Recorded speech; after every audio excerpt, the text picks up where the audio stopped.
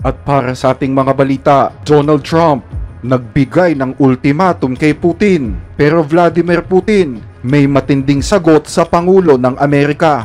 Pero bago natin umpisahan ang ating mga balita, mangyari po lamang na i-like ang video ito para sa patuloy na paghahatid natin ng ating mga updates mula sa loob at labas ng bansa. Malaking tulong po ang inyong like para sa aming mga content creator. Maraming salamat po mga kababayan. Nahihirapan na ang bansang Ukraine na tapatan ang walang humpay na pag-atake ng bansang Russia. Patuloy kasi na umaabante ang mga puwersang Ruso habang winawasak ng malalakas na pag-atake ng kanilang missiles ang mga depensa ng kanilang kalaban. Ang walang tigil na digmaang ito ang labis na ikinaiinis ngayon ni Pangulong Donald Trump ng Amerika. Dahil dito, napilitan na ang Pangulo ng Amerika na gamitin ang taktika ng panggigipit.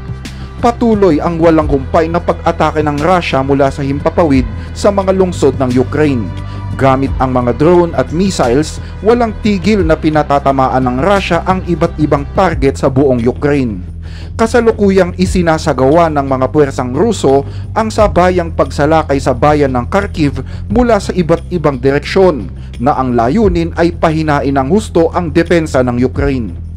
Sa dalawang magkasunod na araw, binomba ng Russia ang bayan ng Kharkiv. Makikita pa sa mga larawan ang mga bumbero na matapang na inaapula ang sunog sa pangalawang pinakamalaking lungsod ng Ukraine.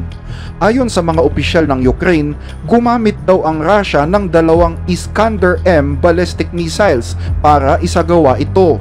Ang walang tigil na pag-atake ay nagdulot daw ng matitinding sunog sa isang military hospital, isang mall, sa mga residential buildings, sa mga paaralan at sa mga industriya sa loob lamang ng 2 araw.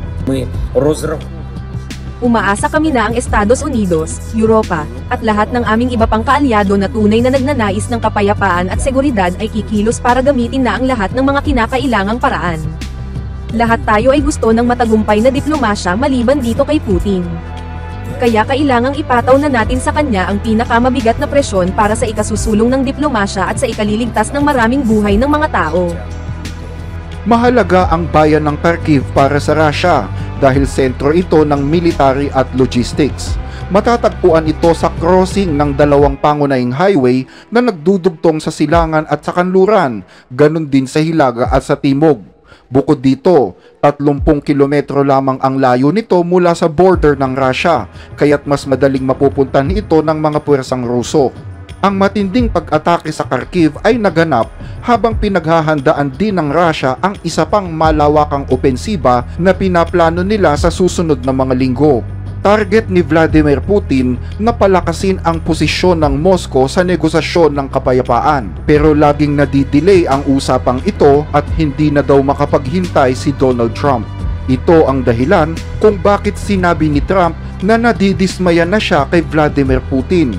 At hindi lang yon, sinabi niyang nagagalit na siya sa Pangulo ng Russia. Bilang babala, nagbanta si Donald Trump na magpapataw ng 50% buwis sa mga produktong petrolyo ng Russia at mangyayari yan sa loob ng 1 buwan kung patuloy na patatagalin ng Russia ang kasunduang pangkapayapaan. Sumagot naman ang Russia at sinabing nakikipag-ugnayan na sila sa Washington para ayusin ang relasyon ng 2 bansa at isulong din ang kasunduang pangkapayapaan. Bukod pa ito sa isa pang kasunduan na isinusulong din ni Trump tungkol naman sa mga mineral ng Ukraine. Sinabi ni Trump kay Pangulong Zelensky ng Ukraine na huwag niyang susubukang umatras sa kasunduang ito kung ayaw nilang mamoroblema ng malaki. 2 buwan na ang nakakalipas pero hindi pa rin natutupad ni Trump ang kanyang pangako na mapatigil ang digmaan sa Ukraine. Kaugnay ng balitang ito, ngayong araw ay inilunsad naman ni Putin ang isang bagong kampanya sa pagre-recruit ng mga bagong sundalo. Plano ng Pangulo ng Russia na managdaga ng 160,000 bagong recruit ang kanilang hukbo. Ito na ang pinakamalaking force o sapilitang conscription ng Russia mula noong 2011. Lahat ng lalaking Ruso na may edad 18 hanggang 30 ay maaaring ipatawag upang maglingkod sa militar sa loob ng 1 taon. Pero hindi sila dadalhin sa frontline dahil ang frontline ay para sa mga bihasa at veteranong mga sundalo. Ang mga bagong recruit na ito ay magsisilbing reserbang puwersa. Gayunman, kapansin-pansin ang tiempo ng recruitment. Nagaganap ito kung kailan pa naman pinipuwersa ng US at ng Ukraine si Putin na humarap sa kasunduang pangkapayapaan. Pero ang pagsagot ng Russia ay idinaan sa lalo pang pagpapalakas ng kanilang hukbo. Malinaw ang mensahe ng Russia dito. Kung gustong matapos ang digmaan, dapat ay nakabase ito sa mga kagustuhan ng Russia. Umaasa naman si Donald Trump na tutuparin ni Putin ang kanyang ipinangako. Ayon kay Trump, Sa tingin ko, tutuparin niya ang sinabi niya sa akin, at sa palagay ko, gagawin niya ang kanyang bahagi sa kasunduan. Ngayon naman, tungkol kay Zelensky, umaasa akong tutuparin din niya ito. Sa nakikita ko ay sinusubukan niyang makipagnegosasyon ulit tungkol sa mga rare earth minerals. noon pang isang linggo ay sinabi na ni Zelensky na may bago na namang plano na binubuo si Putin, at yan ay ang pagsasagawa ng bagong mga operasyon sa Sumy, sa Kharkiv at sa Zaporizhia. Ayon kay Zelensky, sinasadya daw talaga ni Putin na patagalin ang usapang pangkapayapaan para makasakop pa siya ng mas maraming lupa hanggat maaari. Ganito rin ang palagay ng mga bansa sa Europa. Sa katunayan, nagtipon-tipon ang kanilang mga pangunahing diplomat sa Madrid kahapon kasama ang Foreign Minister ng United Kingdom. Dalawang bagay ang gusto nilang mangyari. Una, kung talagang seryoso ang Russia sa kapayapaan, dapat ay tanggapin na nito ang inaalok na ceasefire. Pangalawa, dapat daw ay ipataw na ng US ang pinakamabigat na pressure sa bansang Russia. Ilang linggo na ang nakakaraan mula nang pumayag ang Ukraine sa isang tigil putukan na walang hinihinging anumang kondisyon, pero ang Russia ay nagpapatuloy pa rin sa paggawa ng mga krimen sa digmaan. Ngayong ikatlong anibersaryo ng Bucha Massacre, sinasabi ko, naniniwala ako na may utang na dapat sagutin ang Russia sa Estados Unidos na nagsusumikap para magkaroon ng ceasefire. Dapat linawin ng Russia, gusto ba nila ng kapayapaan o hindi? Hayagang hinahamon ngayon ng Europa ang Russia na sagutin ng malinaw ang isang katanungan. Gusto ba talaga nila ng tigil putukan o hindi? Ibinigay na ni Putin ang kanyang sagot sa tanong na ito noong nakaraang buwan. Pero hindi niya sinabi na oo at hindi rin niya sinabing hindi. Ang sagot ni Putin ay siguro. Sa kasalukuyan, lumalamang ang Russia sa gera, kaya gustong makasiguro ng Russia na anumang kasunduan ay papabor sa kanila at magbibigay sa kanila ng mga karagdagang konsesyon. Pero hindi ito matatanggap ng Ukraine at ng Europa. Gusto nila na makasiguro ng security at maibalik ang mga sinakop na teritoryo ng Ukraine, mga kondisyon na hindi naman matatanggap ni Vladimir Putin. Bagaman nagsisikap ang Estados Unidos na masolusyonan ang problemang ito, tila may nakikitang ibang paraan si Trump para makumbinsi ang Russia na pumasok na sa ceasefire. At yan ay ang bansang China.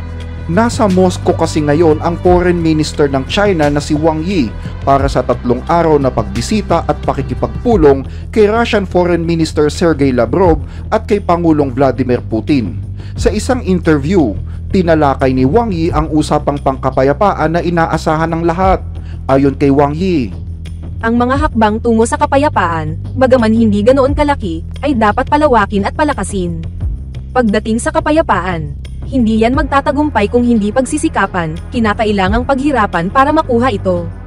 naniniwala ang China na mahalaga ang kapayapaan sa Ukraine, pero dapat ay isaalang-alang din daw ang mga kahilingan ng Russia. Pareho yan ang gustong mangyari ni Donald Trump. Pero ang tanong, kikilos kaya si Xi Jinping para kumbinsihin si Putin upang magkaroon ng tigil putukan? Alam ni Trump na may malaking impluensya si Xi kay Putin, kaya umaasa siya na tutulong ang China para makumbinsi si Putin sa ceasefire. Umaasa ako na matutulungan tayo ng China na mapatigil ang digmaan, lalo na sa pagitan ng Russia at Ukraine. Malaki ang impluensya nila sa sitwasyong ito, at makikipagtulungan tayo sa kanila. Nabanggit ko ito sa aming pag-uusap sa telepono ni Pangulong Xi, at sana ay makipagtulungan tayo upang tuluyang mapatigil ito. Ang tanong, may kakayahan nga ba talaga ang China na maimpluwensyahan ang Russia? Ang kalakalan ng Russia at China ay umaabot sa halagang $224 billion, kung saan ang China ang pinakamalaking trading partner ng Russia sa loob ng 14 na taon. Bukod pa rito, nagbibigay din ang China ng maraming dual-use goods sa bansang Russia, mga produktong pwede sa sibilyan at pwede rin sa militar. Sa madaling salita, Oo, may leverage nga ang China. Pero ang tanong, mayroon din ba siyang political will para tumulong na magkaroon ng kapayapaan? Yan ang tanong na hindi pa masasagot sa ngayon. Pero naniniwala ang mga analyst na kung mapapapayag ng China si Putin, tiyak na makukuha ni Xi Jinping ang malaking pasasalamat mula kay Donald Trump.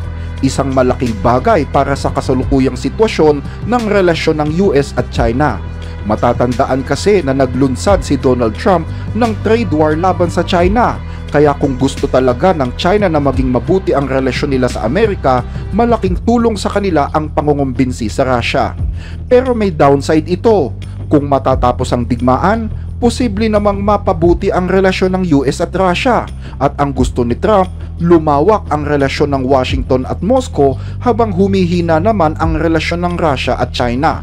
Dahil dito, mahirap na desisyon para sa Beijing na makialam sa usapin ng ceasefire. Totoo, gusto nilang matapos ang digmaan dahil makikinabang sila sa muling pagbubukas ng supply chains at energy markets.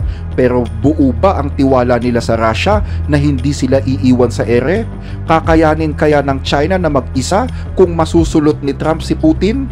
Sa naganap na pagpupulong sa Russia at China, ipinakita ni Wang Yi na malakas naman ang kanyang kumpiyansa na hindi sila iiwan ng Russia. Sinabi ni Wang Yi na hindi nila hahayaan na manghimasok ang ibang bansa sa kanilang relasyon.